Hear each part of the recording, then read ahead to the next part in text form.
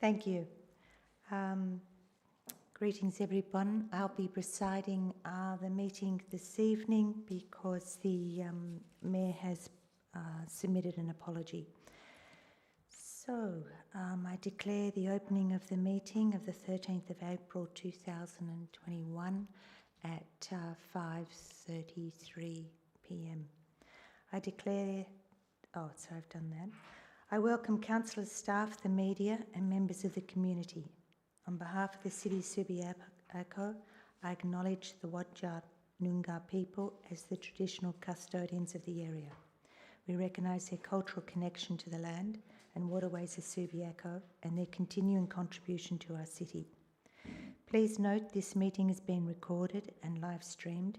By being present at this meeting, members of the public consent to the possibility that their image and voice may be live streamed to the public.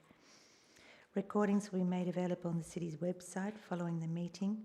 Confidential sections of council meetings will not be live streamed or recorded. I don't believe there's any confidential meetings tonight, agenda items tonight. Attendance, apologies and leave of absence. We have apologies from Mayor Taylor, from Councillor Nash, and we have leave of absence from Councillor Rowe and Councillor Mansfield. Do we have any disclosures of interest?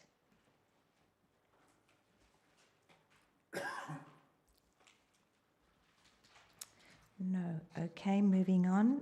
Do we have any approved deputations? No. I'm not sure it's necessary for you to read the conditions of entry. No, we'll skip that one.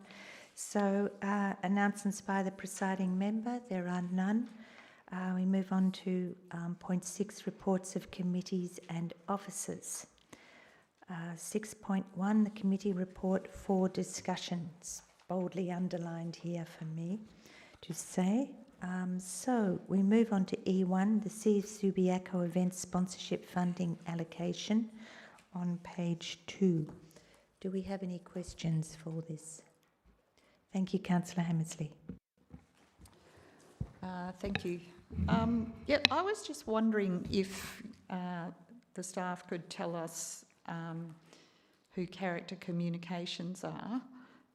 There is mention that they do have experience in delivering events, but I had a quick look on the internet and couldn't find out who they were, so I was just wondering if anyone knows and whether they've done this sort of garden-based event in any other local government. Thank you.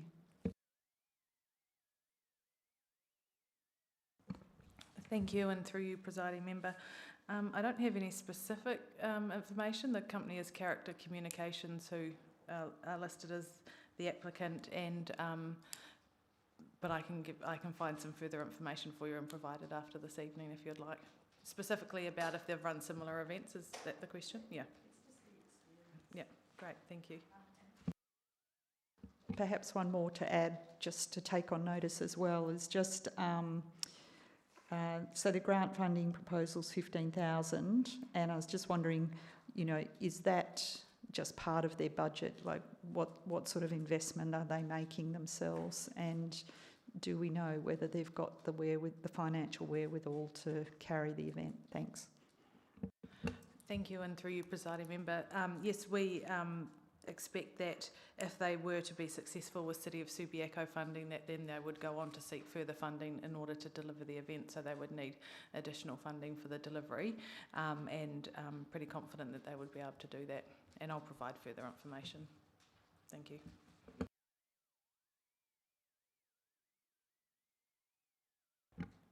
Anybody else interested in asking questions? No? Then I have a couple of questions, thank you. I was interested, since we're talking about secret gardens, is the intent to signpost the home gardens that are involved in this idea? Thank you, presiding member, and through you. My understanding is that there would be a couple of components for the event. So one would be individual gardens that people would visit, so they would be promoted and signposted, and then there's a second part which is a trail which would be leading through the town centre, and that would be advertised and marketed and for people to find their way through. And I have another question, thanks, and it was about the anticipated expenditure. Just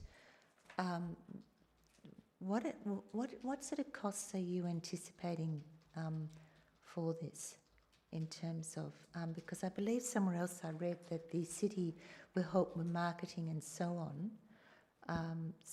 And I assume people are not having to purchase tickets for this event or entry into anybody's homes or anything like that. So can you just give us a bit of more of an idea about it? Thank you.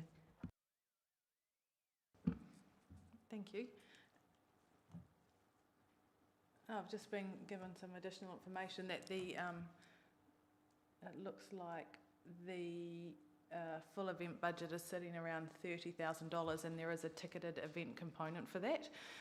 That doesn't eliminate them being eligible for funding, because as you know, Unwind, which is also being proposed as a ticketed event, so that is, and from what I understand from the Secret Gardens, there would be a mixture of ticketed events and free events between the gardens and the walking trail as well through the town centre.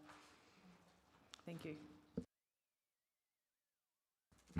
And I have one more about the Unwind event, and I appreciate that this has been running successfully for a number of years. So I was just interested in the cost of the tickets and whether you've noticed a change in that. And because I think they're about $25 a head. Has that gone up or gone down? And the other question I wanted to ask was, I can see that there's a potential for 4,500 attendees. So I imagine that's coming and going during the day. So what's the actual capacity of the square, and then how would it be affected with COVID? Thank you. Thank you, presiding member. I'd have to get back to you onto the specifics of the ticket price going up or down. I would assume it is staying around the same. It's obviously a successful model for the event provider that they have that. In terms of the attendance, Unwind was one of the first events that responded really well post-COVID in terms of the restrictions for event delivery. So what they did last year for the first time was that they had a number of ticketed sessions throughout the day. So it is people coming for certain periods of time and then having to go, and then other people coming in, so you purchase a period of time for that, which worked really well for them, and we expect that they'll be doing the same thing this time. So that is sort of less about the capacity of Market Square and more about providing an event in a COVID-safe way in accordance with the restrictions from the Department of Health. Thank you.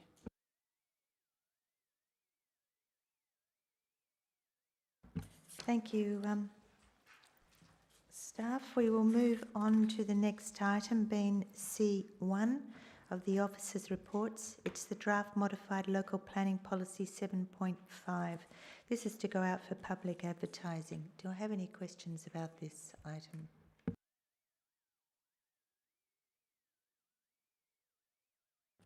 No, thank you. Then we will move on to C2, revocation of local planning policies 1.3, 5.1 and 8.3. Do I have any questions about this item? Thank you, Councillor Hammersley. Thank you. Yeah, I was just interested when I was reading this on page 14, and the point is made that there's some changes coming into effect on the 1st of July 2021, and I think reading the gist of this, that the planning department are comfortable that we don't need to wait for that date to make these changes, but I just wanted to check that that was the case.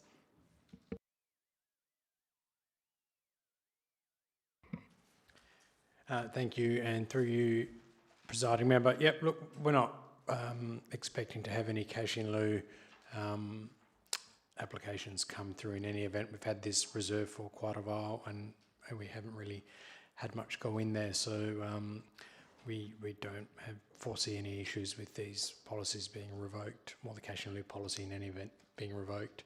And we could give due regard to the provisions if we really needed to, and because they are in effect.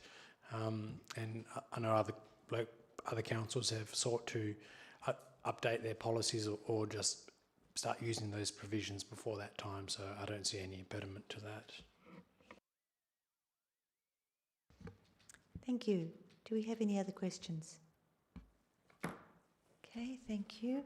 We'll move on to the next item, being C4 on page 20.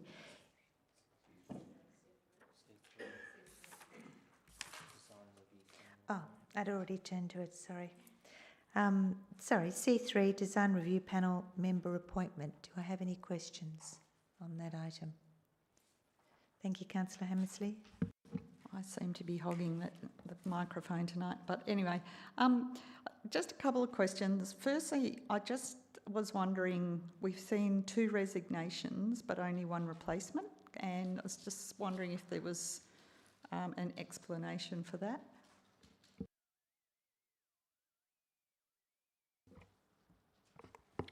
Thank you, and through you, presiding member, the reserve members have actually been filling in to assist with reaching a quorum, and the resignations, and in any event, one of the persons who resigned was an expert in architecture. The other person was an expert in both planning and architecture. And we have enough cover for architecture. We have got a number of architects, so we don't feel that we need to appoint an additional person for that. And it's really the planning space which the city can get some both planning and architecture and design assistance in there. So we feel that we've got a sufficient amount of people on the panel at the moment. Thank you. Yes, so I noticed that the person that's nominated is from the planning expertise area. And I just also noticing that there were 36 nominations and a short list of 15, and we haven't seen any of that information. So I was just wondering, can I, reading between the lines here, I think what this says is that this person was the highest scoring urban planner. Would that be fair for us to rely on that? It's just a little bit difficult because we haven't seen what the competition was.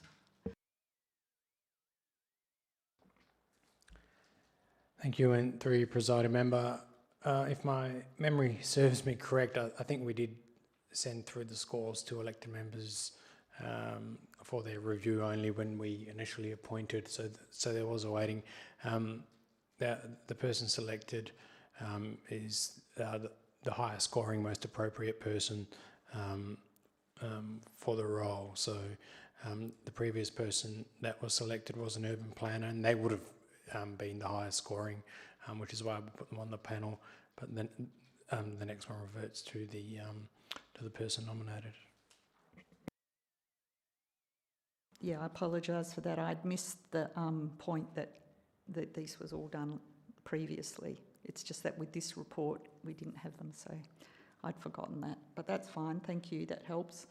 And the last small point, which I think is a non-point, but I'll just ask it anyway, is this person's on the State Design Review Panel, and I've noticed actually that at least 3 others on our panel are. So I presume there's no conflicts of interest between people sitting on the State Design Review Panel and sitting on the Subiaco panel. Is that right? Thank you, and through you, presiding member, just because you sit on another panel doesn't impart you with a conflict of interest. It would be if you've considered that proposal or you've got another financial or interest in that regard. So no, that wouldn't be a conflict of interest.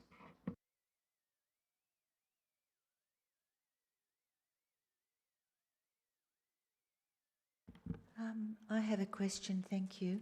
I wondered if I appreciate our terms of reference. We've already decided the chair of the Design Review Panel, But I just wondered if it would be prudent to allow the actual panel to appoint their chair and have some sort of yearly rotation. And I just wondered why we hadn't sort of given that consideration. It just might make going on that panel perhaps a little bit more interesting for people if they had the opportunity to be chair and be chosen by the panel.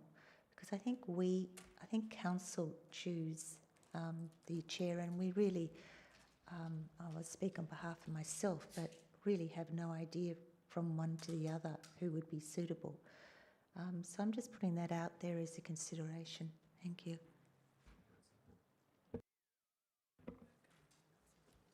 Thank you, and through you, presiding member, when we did go out for the nominations for the panel last year in February, we actually asked if anyone was seeking to apply for the chairperson position, because that entails some additional work, and it also looks to have representation at the design review panel. The development assessment panel. So, in providing nominations, that's why we ask for them, so that they understand the additional work that comes with that. In saying that, there are some instances where the chair is not available, and there are other people who are very experienced in our panel who happily deputise. So it's a very happy panel at the moment.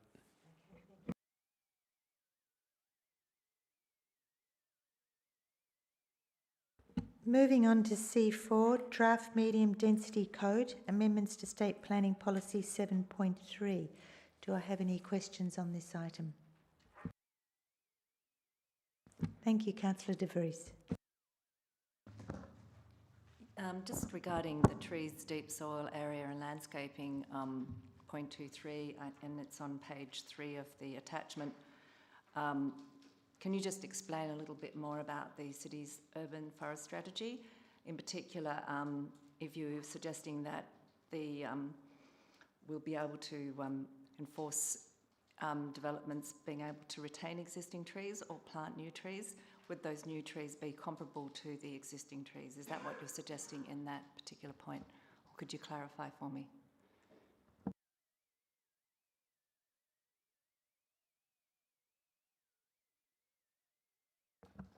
Through you, presiding member, sorry. Thank you, and also through you, presiding member.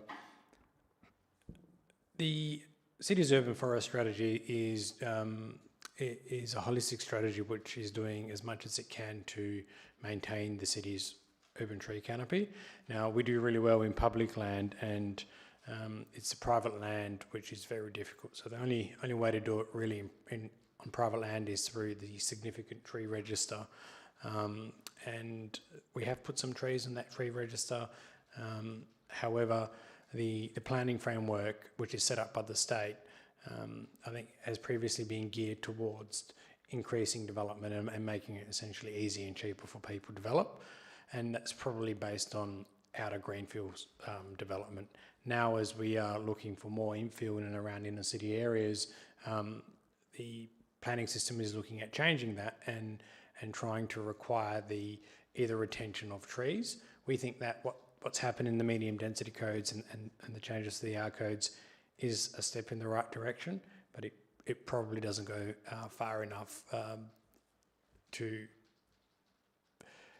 achieve the high standards of the city's urban forest strategy. So that's what our comment back is, and we want to see more ability for local governments to improve the tree canopy on private land.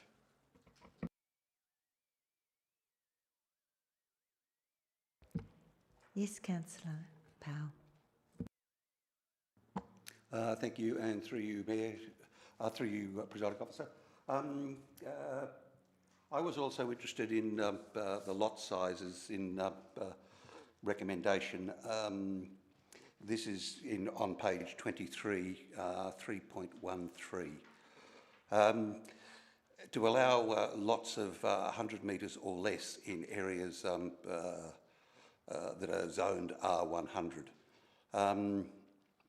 It appears to be, well, you can probably correct me, but it appears to me that the city is supporting that, but it's saying that maybe it even should go further into lower zone densities. Is that correct? And and what would be the result of that, or why are you supporting that?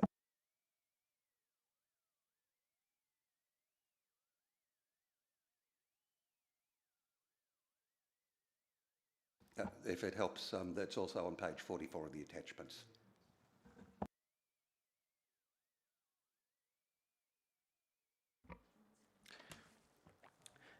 Thank you, and through you, presiding member,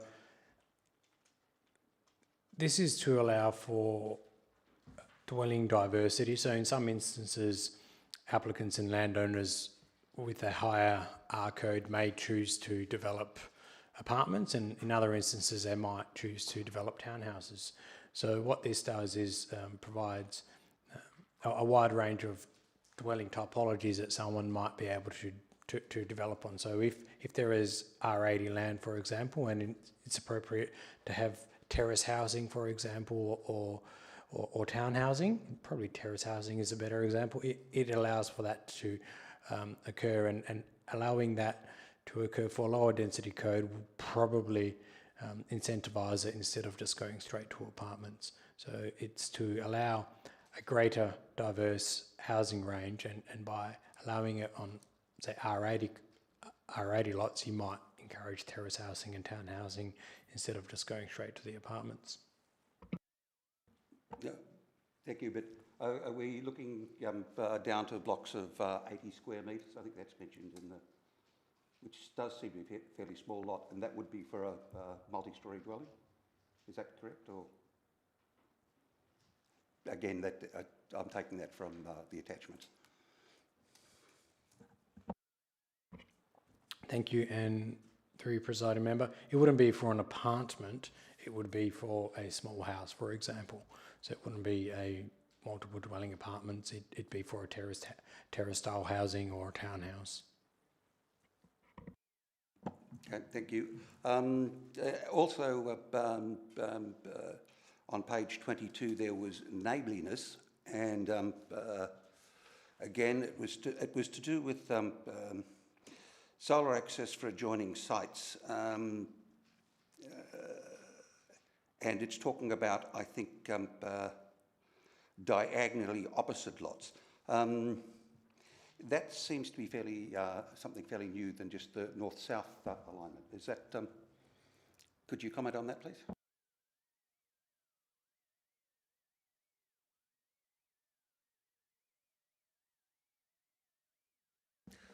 Again, it's on page. Sorry, I think it's 44 still. 4.11.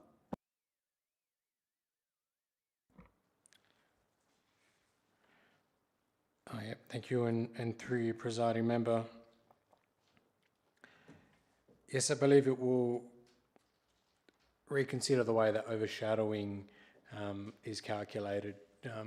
It's always been done on June midwinter, but it's about having an approach which actually considers overshadowing a range of times rather than the worst case scenario. And through you, presiding officer, one final one. There was also commentary on, this is 1.1, on the yield uplift, and that perhaps you did not, the staff did not think that that was, the way it was being proposed was the best outcome. Thank you, and through you, presiding member. Yes, we had some concerns that just increasing density or increasing the amount of dwellings that one can have doesn't necessarily provide a better outcome in a dwelling type. So that they're the concerns that we're raising, and we feel that there's other ways that infill can be achieved rather than just by increasing the density or changing the typology. I think what the ARCOs are trying to do is incentivise a range and a diverse range of housing types, and we just think there's probably a more nuanced approach that we're doing quite well here in Subiaco, but I guess this is a broad brush document which applies statewide. Any other questions? Thank you, Councillor Hammersley. Thank you. Just going on from Councillor Powell's questions on about, it's page 23, 3.13, the housings on lots less than 100 square metres. I understand the thinking, I think I understand the thinking about trying to accommodate housing that has access from a right-of-way rather than a street. However, I'm just concerned about some of our laneways are only 3 metres wide, and I'm wondering whether asking for something like this without that nuancing that might be needed is the right way to go, and whether an alternate approach, and this probably turns on my question, which is, could we, if they didn't take this up, and or we didn't say this to them, after they bring it in, are we able to ask them to have a Subiaco?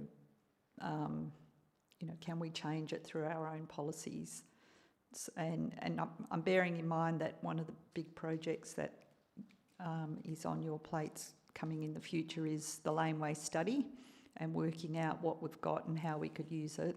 So, it's all part of that big story, and so I'm just wondering if this is premature. Sorry, 5 questions in there, but I think you know where I'm going.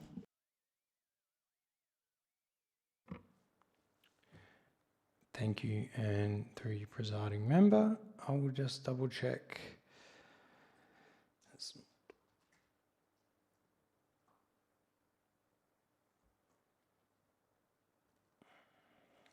The provision for small dwellings can be modified, but it does require WAPC approval. What I would say is that if access is unachievable subject to Australian standards, then something is unlikely to be supported, and the LPS regulations have provisions in there about having safe access and egress to the site. So there would definitely be a suitable reason for refusal that would be upheld. So, and that would always be based on engineering advice. So while there's a broad brush approach, every application will need to be considered on its merit, and the right-of-way strategy would assist in identifying that. But in any event, if something's not achievable for a design reason, then there is ability to not support or refuse an application. Just to finish that, so on balance, you would prefer to ask this question now then, because this is a statewide document, and I can see why in Greenfields suburbs they wouldn't really want to encourage people to have homes being entered off right-of-ways, although there are places even close by here where that does happen. But, I guess the question is, would you prefer to ask this question now rather than wait?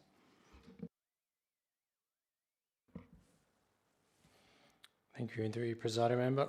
We've got no issues in bringing this up at the moment, so it can be investigated. We have many right-of-ways in and around the city. In preparing our local planning strategy and scheme, we considered the width of right-of-ways and allowed for appropriate zoning in that. So we think that we have the zoning in place in any event that could allow for appropriate development to happen.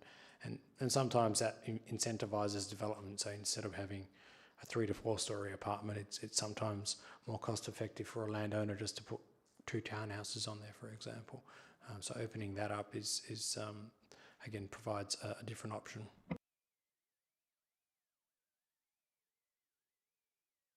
Next topic. The next one is 4.3, the lot boundary setbacks. And I can see that you've got a concern there which you've articulated, but I was wondering whether there's a solution and whether we need to express it, or is it just enough to alert them to the issue and see what they say? Thank you, and through you, presiding member, in the attachment we actually go and list the 3 dot points which actually describe what our issues are. So they are to do with the second story walls, different wall types, and inconsistent streetscape. So we've actually spelt it out for them.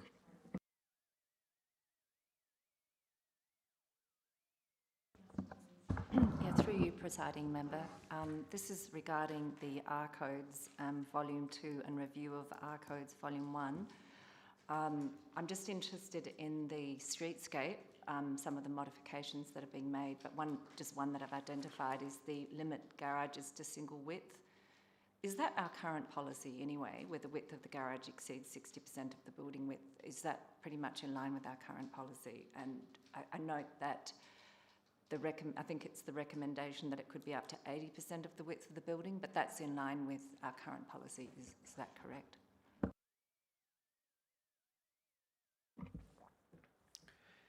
Thank you. And through your presiding member, we have a range of different considerations. So based on the particular part of Subi, there are some places where we don't allow for carports or garages in the front setback area. Some places revert to the standard 50%, and in other instances where there's no choice, we work closely with applicants to reduce the width to a single garage or carport, so existing character is not impacted. I guess we've got a number of different policy measures which apply depending on where you're at, but the city's main approach is to have car parking through an alternative access through a right-of-way or a side street, and where that's not achievable or possible for whatever reason, then to minimise any impact on streetscape. What's occurring here is generally consistent with how we work.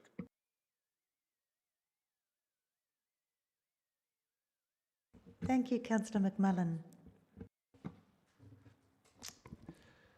So the attachment to the officer report looks like pretty good work in that it raises concerns and proposes suggestions.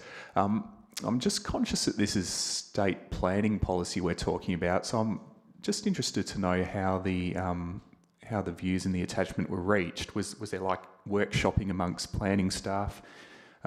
Did you draw on local experiences, and have you drawn on industry body views, for example, thoughts that might be communicating at a Planning Institute of Australia type level? I'm just wondering a bit more about how the some of the views were arrived at. Thank you. Yeah, good question, and thank you, and through your presiding member. Firstly, we draw on the experience within the team and our assessment of statutory planning proposals, our own framework, and our policies which apply as well. We then identified some issues, and we workshopped it together and presented those issues to the Inner City Council's planning working group. So that's Perth, South Perth, Vincent, Vic Park and Subi. I'm the chair of that group, so we had an officer actually raise those issues, discuss them with the group, and they were very similar to a number of concerns that were raised by Vincent and Vic Park in particular, given they have very similar areas, and South Perth to an extent too. So we canvassed these issues with them, refined our approach, and have presented it to council.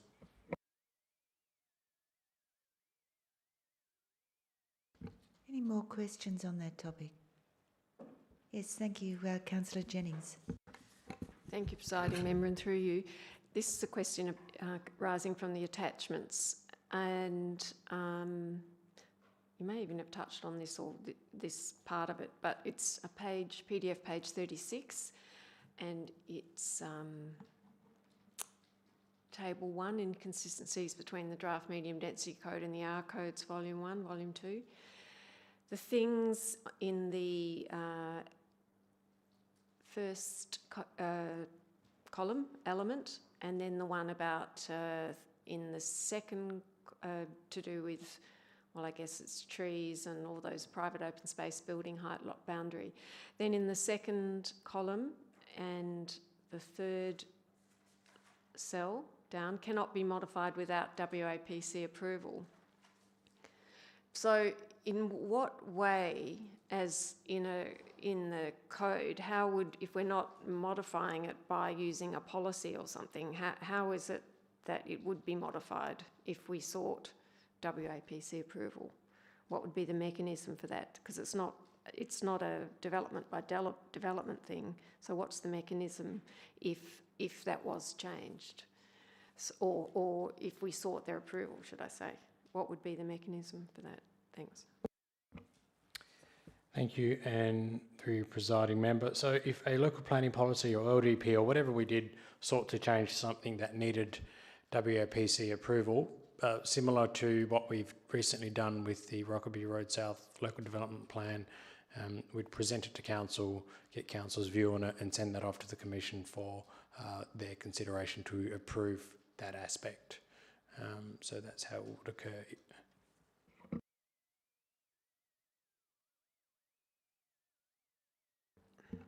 I suppose this is, presiding member, through you, it's just by way of a comment, because in that same table then on the right-hand side, it can be modified by an LPP, LDP and precinct structure plan. So it doesn't seem like in practice there's any difference between the approach that the draft code is proposing and, say, our code's volume 2 already allows for those elements.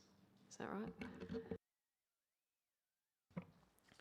right? Thank you, and through your presiding member, what we are saying to the Department of Planning in this instance is that they have a different approach in our codes volume 2. So in the our codes volume 2, you can amend some provisions without WAPC approval, and for very similar elements in our codes volume 1, they're not allowing us to amend those provisions. So what we're doing is saying, well, there's an inconsistency in the approach that you're proposing here, and we think that you should rectify it so it's consistent throughout.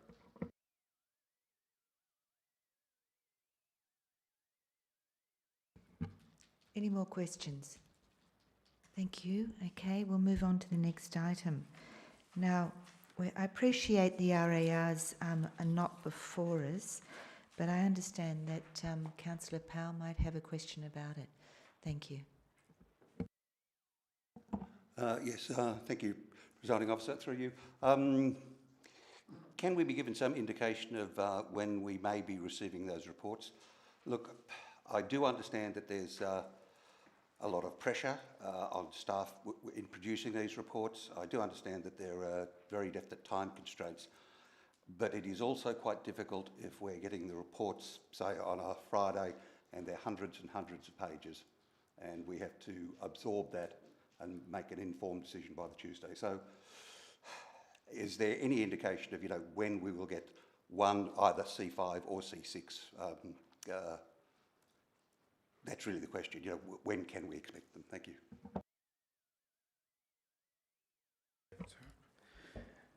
Thank you, and through your presiding member, the reports will be released as part of the agenda for the council meeting, which we expect to occur on Friday.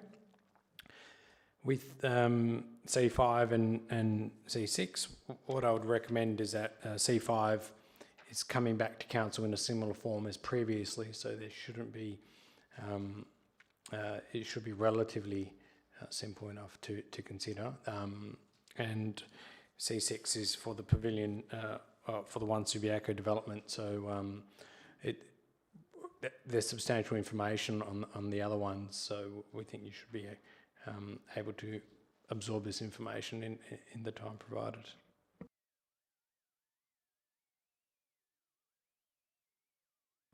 Okay, thank you. Thank you, Councillor Davis.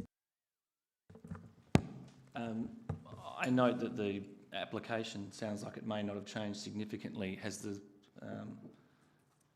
I imagine the planning staff have a fairly good handle on what their recommendation will be. Has it changed significantly since we saw this last? Thank you, and through presiding member, I'm confident enough to say that the recommendation at this stage for C5 would remain as a recommendation for refusal, and that's based on the changes being aesthetic and amenity changes rather to the height changes and the planning controls that continue to apply. So while there's still quite a bit of assessment that goes on and with those changes, there's been no reduction in the height, and generally the plot ratio, which is still inconsistent with our scheme provisions. So the recommendation would have to stand.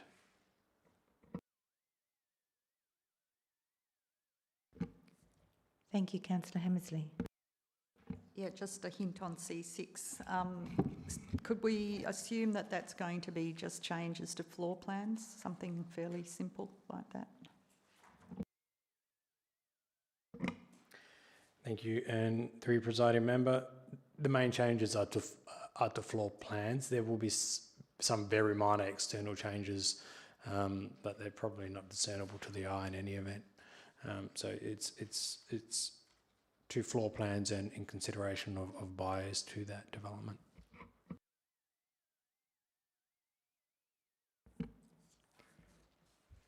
Thank you.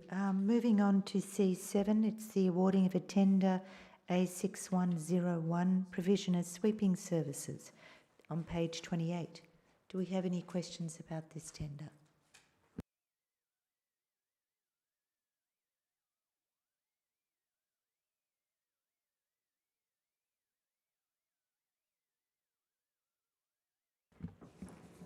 Okay, thank you.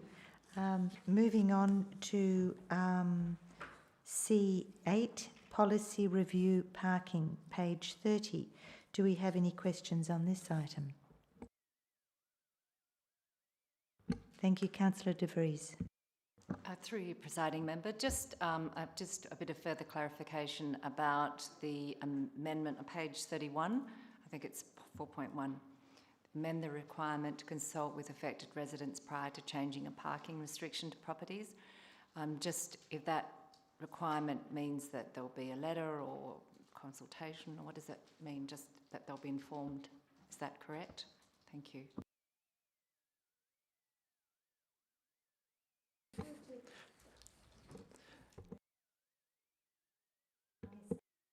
Thank you, presiding member, and through you. Yeah, we do currently consult by way of a ladder drop to affected properties. The current policy only stipulates conducting the ladder drop to residential properties, and in practice we do ladder drop to all properties that are affected regardless of the use of that property. So we're just trying to align the policy to current practice. Yes, thank you, Councillor Powell. Also, Councillor Powell, I'm just conscious of whether the electronics are picking you up, because you tend to move away from your microphone when you're talking, but perhaps you'd like to put a little bit closer to you. Thank you. Okay, thank you. Yes, it's in regard to, I've got a couple of questions in regard to on page 31. It's under 4.2, removal of a list of situations where an infringement will not be withdrawn. Why is that list being removed?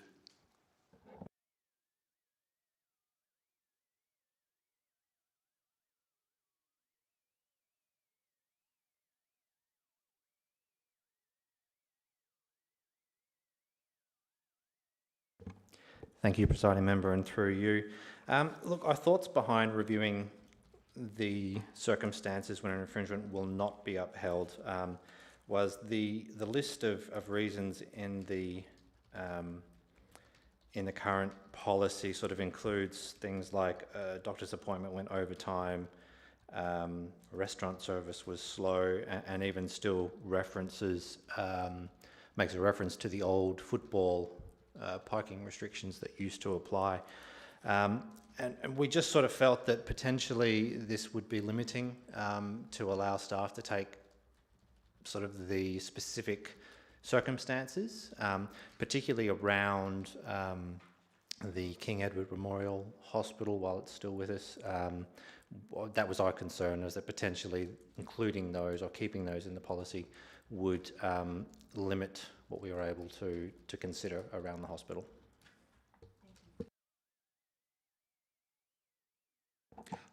Also on page 31, simplifying permit ineligibility criteria. Could you explain that, please?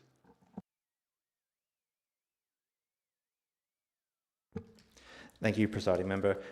Yes, the current policy has quite a long, drawn-out description of when a permit is able to be applied for, when a permit isn't able to be applied for. It makes reference to the IR codes. It makes references back to other sections of the policy itself. And the feeling that we had when we were looking at this policy was that it was just extremely confusing for everyone involved. So when we were looking at it, we just wanted to really simplify those criteria down, and really the areas that are not eligible for policies are those higher density mixed use developments that are being built around the place. Initially, it was the area around the train station where we have Bridget Road, for example, there where we have far more residents living on that particular street than we have available street parking. So that's one of our areas where new residents are ineligible for permits.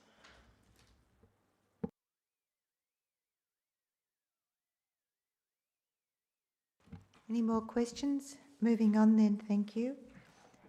And we will move on to C9, dedication of Ellen Street Laneway as a public road, page 33. Do I have any questions on this item? Thank you, Councillor Hammersley. Thank you. Yeah, these next two items, it seems every meeting we have something unusual pops up that you wouldn't have imagined. But my question about the first, which is C9, arises out of an anxiety about giving indemnities to anybody for anything.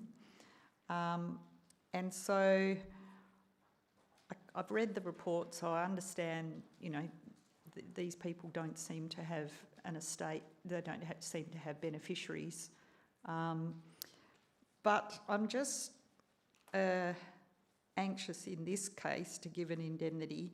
So I was just wondering, do we know what the value of the land would be if somebody did pop out of the woodwork and say, oh, actually I inherited that land and you've resumed it and I want my compensation?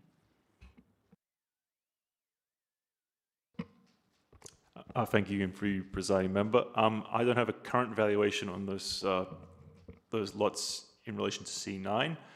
It's probably worth mentioning that the two lots that are associated with the deceased estate, we mentioned that they're long deceased because it happened in 1920, so it's fairly unlikely that anyone's going to crop up almost 100 years later to claim for any of those lots.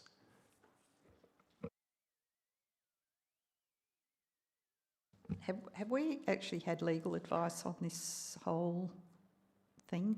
Because it's kind of complicated, but yeah. Thank you for you, Presiding Member. Yes, we have had legal advice from McLeod's initially in the process, because initially at that time when we were looking at these particular lots, we didn't even believe we had to go through the Department of Lands. It's only once we went through McLeod's, they actually advised us that we had to follow the process that's outlined in this report, and hence why we've had the survey done, and now we've got the report before you. Yeah, thank you. So with the second one, C10, I see the way it's set up that the indemnity risk, although we have to give the indemnity, it's not a real risk because we're taking the land first, so you don't have those same issues. But I was just wondering, as a general point, is this something that are there many of these lurking around in our laneways? Because it does just seem a little bit odd that we're spending money. I can see the amenity for the residents, and it's probably a nice thing to do, but I'm just wondering, is it something that's in prospect for other places, or are these pretty unusual? For you, Presiding Member, from what I understand, it's a fairly unique case. We don't have many privately held laneways like these ones in the city, of course, and you mentioned earlier, we are going to undertake the right-of-way strategy, and as part of that, we'll be able to get a full inventory of what is through the city, and if there are any other unusual ones like this where they may be held by someone else, or there might be an issue around right-of-way access, or right of access, should I say. So as far as I'm aware, there's only probably a handful of these in existence in the city, of the over 100 laneways. Yeah, so I guess my point is we're not creating a dangerous precedent where we're going to be spending lots of $10,000, $20,000, $40,000 to turn land into laneways that we then have to maintain. It doesn't look like a big risk. For you, Presiding Member, that's correct. I mean, in the last 10 years, we've only had, aside from these two matters before you, there's only been a slight widening for Barker Road. So we've had 3 matters in the last 12 years. So very, very uncommon.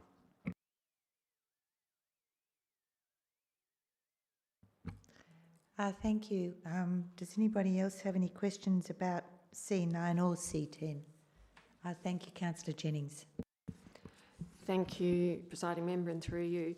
This is about C10, which is a slightly different situation to C9, because C9 we're not actually paying anything for that land, but C10 we are paying $10,000.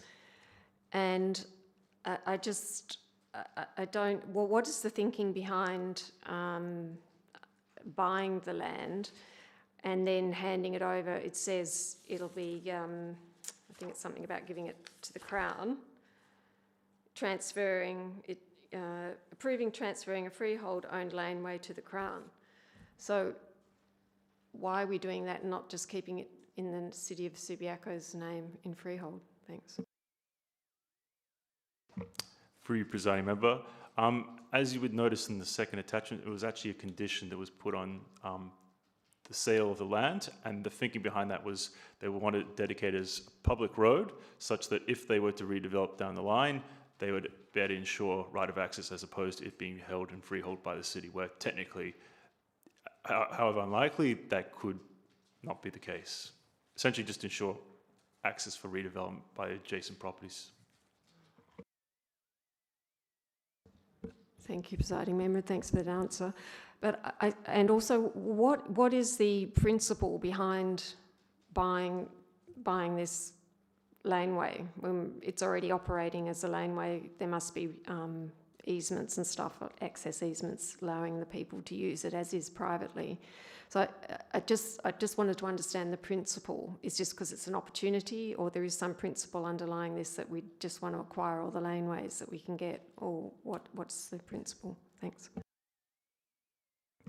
Thank you for your Presiding Member. It is actually because some of these parcels of land do not have easements or right-of-way access. So by the city dedicating these public road, we then allow that access for adjacent properties legally and into the future for redevelopment. And if you wanted me to speak to why we're purchasing it in this case, it's really because that was on the other requirements from the landowner, because essentially that's what they've paid. They bought the lots from the previous landowner when they were initially redeveloping their lot with the intention to potentially have access, and that was the way they fought to ensure that. And then when they didn't, they basically said, well, we'd like to sell it to the city to allow you to provide future access. Thank you, Presiding Member. So just to clarify, I guess it's really about the redevelopment prospect in the future. What's that land? Is that in a higher density area where it's likely to be redeveloped or something? And you're going to need that access. Thanks.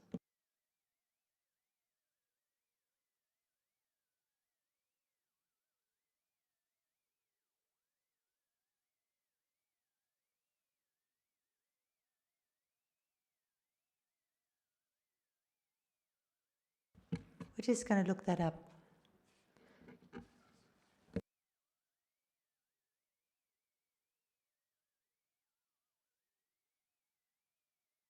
Councillor De Vries. Yeah, through you, Presiding Member, it's about the naming of the potential gazetted road. Is there an issue has that been resolved? Because that was a condition of sale, that it had a certain name. Thank you. Thank you, for your presiding member. You're correct. That was one of the conditions that was initially given as part of the offer. After we advised them that that name was not eligible as per the Geographic Naming Commission, I believe it is, because there is another Dodds public road nearby. We basically advised them of that fact, and that didn't affect the offer. So the offer still stands, given it couldn't be named Dodds Lane.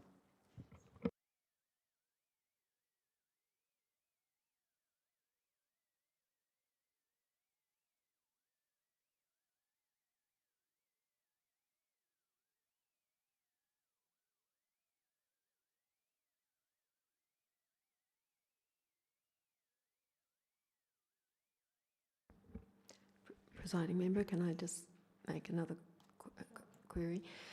So, and this goes to the planning matter that the manager of planning services is looking at the moment, the zoning. But so the kind of redevelopment, if it's not a high density sort of, or higher density or medium density zoning, is, I guess you could put an ancillary dwelling at the back of the block or something like that to allow some extra, you know, another dwelling or something, because if it's not high density, I don't really understand why we're doing this. Free presiding member, maybe I should make it clear that some of the existing properties do not have legal access because of this privately held land. So it's for both ensuring the current access of private properties and then obviously those into the future.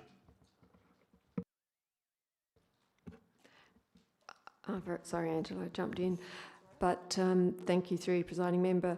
But why is it, is that a thing that local governments must do after the event, come and pay to make sure that properties that are already developed have got access off a private laneway that they don't currently have? Well, it will become public. I don't understand that rationale either, actually. Perhaps you can explain it.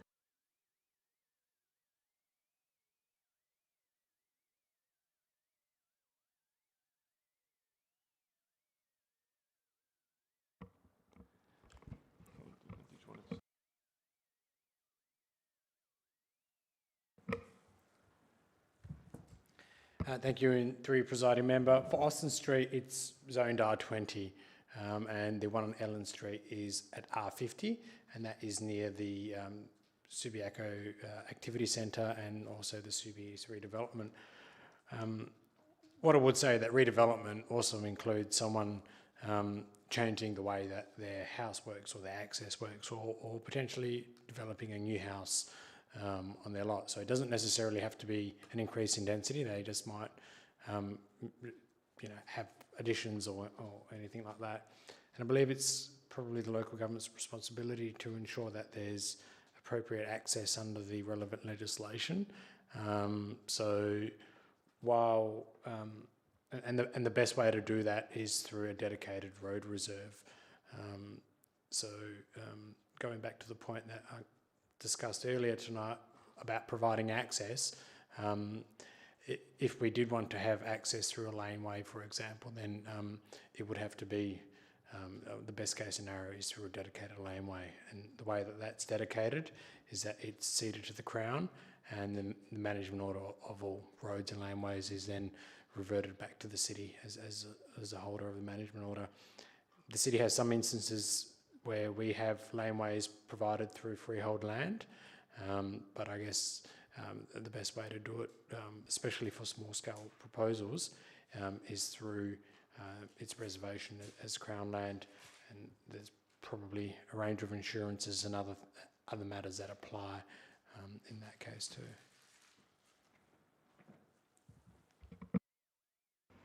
Thank you, presiding member. Sorry to keep pressing this point, but have the existing properties there, are any of them, is that the only access is off the laneway, or have they got street frontage to Austin or wherever? Could you just clarify that? Thanks.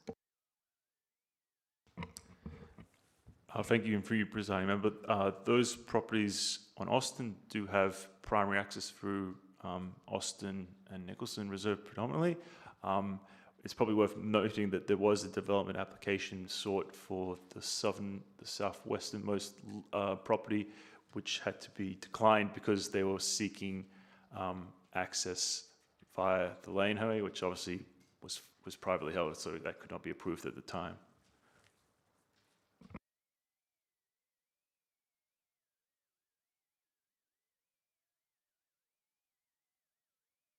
Councillor Hammersley, I think you had a question. Oh, you're right. Okay. Any more questions on C9 and C10? Okay, we'll move on then. Thank you. The next item is C10, purchase and dedic... Oh, no, it's not, sorry. Is C11. Let's do that one more round.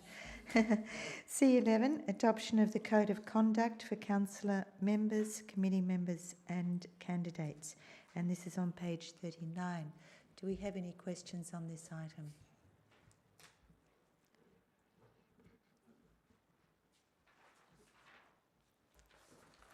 Okay, thank you. We will move on to the next item then, which is C12. And it is the model standards for CEO recruitment, performance and termination, page 42. Do we have any questions on this item? No, thank you. Moving on to C13, 2021 Ordinary Local Government Election, page 44. Do we have any questions on this item? While you're all thinking about it, I do have one question, thank you. And it's on when does the caretaker period start? Thank you.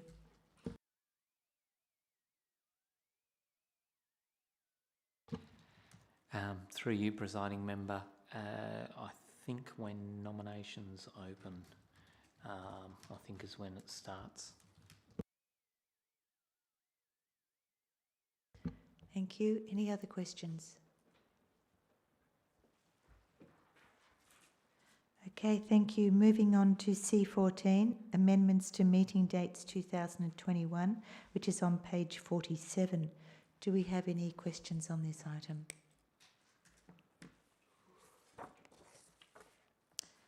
No, thank you. Okay, C15, the budget review for March 2021 with a little asterisk. Page 50. Do we have any questions on this item? Yes, thank you, Councillor Powell. Yes, thank you. And through you, presiding officer. On page 51, the budgets of $140,000 for Barker Road Black Spot and $53,000 for Thomas Street Black Spot have been removed as no longer funded from the program. Could you explain why that's occurred?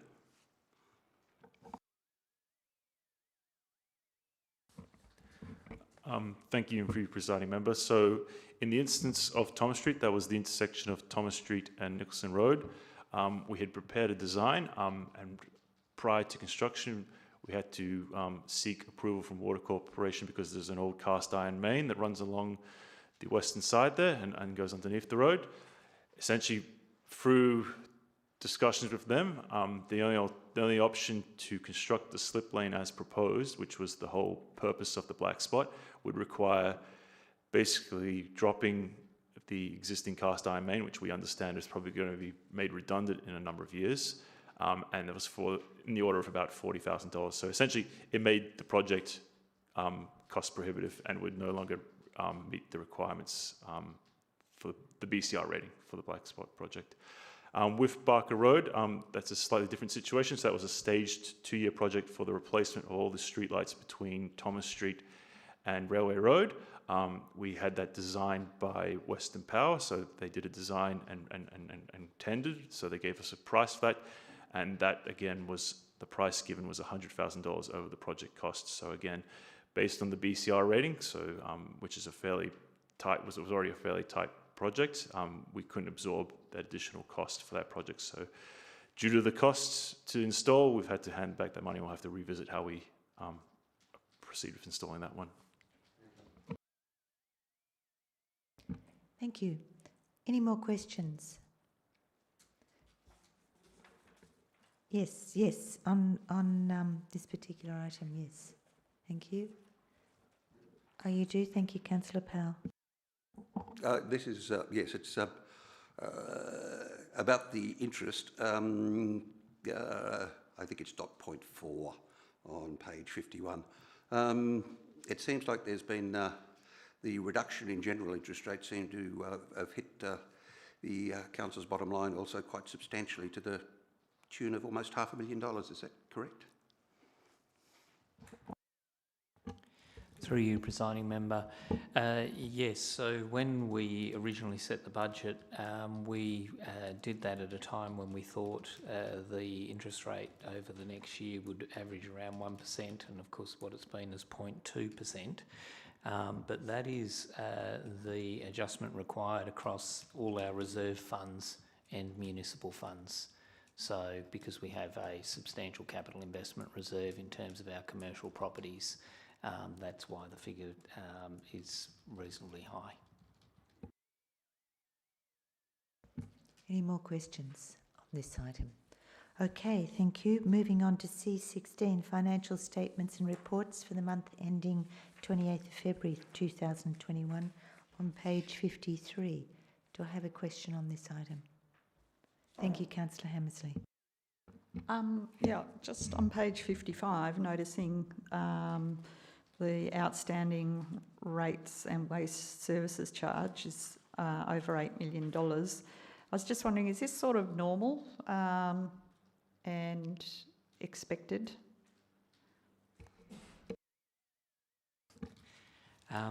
Through you, presiding member, normal probably not. Expected, yes, because we, as part of our response to COVID, waived admin and interest fees and debt collection processes. So we were always anticipating that it would take us longer in the year to collect the outstanding rates because there's no consequences in terms of deferring the rates till the end of the year.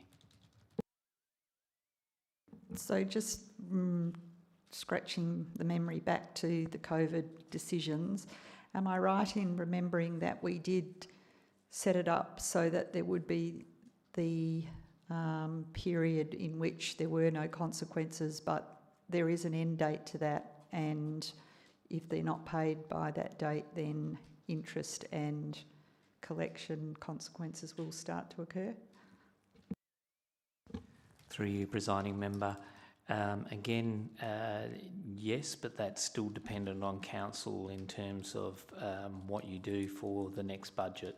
So we established those responses for this financial year, and so they effectively end 30th of June. But that all depends on then what the council does in terms of striking the city's budget for the 21-22 year.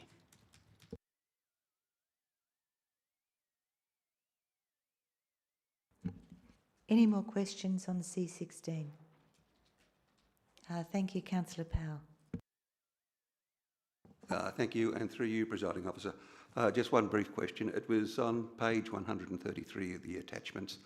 It was the property improvements, investment, asset development, commercial property upgrades not occurring this year, and to remain in capital reserve until required $2.6 million. What caught me was the amount of that sum and why it is going back to reserves rather than being used for upgrades. Through you, presiding member, I actually think that's in relation to the budget review and the previous item, but that's okay. The answer is that what we do is that money is already in reserves, but when we do the budget, we then budget a capital expenditure and a transfer from reserve, effectively because the works aren't going to occur this year. Basically what we're doing is just reversing those budget entries, so effectively the money just stays in the reserve.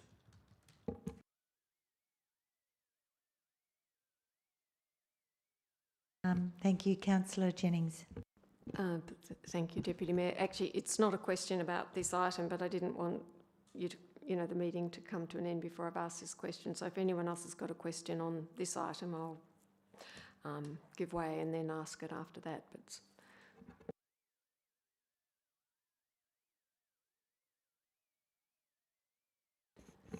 Thank you, Deputy Mayor and Presiding Member.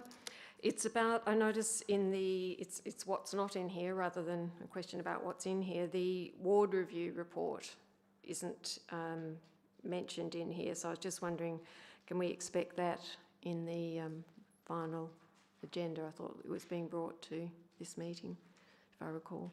Thank you.